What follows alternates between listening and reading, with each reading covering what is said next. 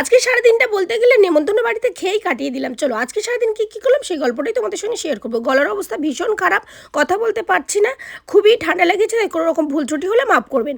সকালবেলা আন্টি এখানে পাঠিয়েছিল পরোটা আর ঘুগনি, আর এখানে হচ্ছে পায়েসটা এত দুর্দান্ত রান্না করেছিল যে কি বলবো।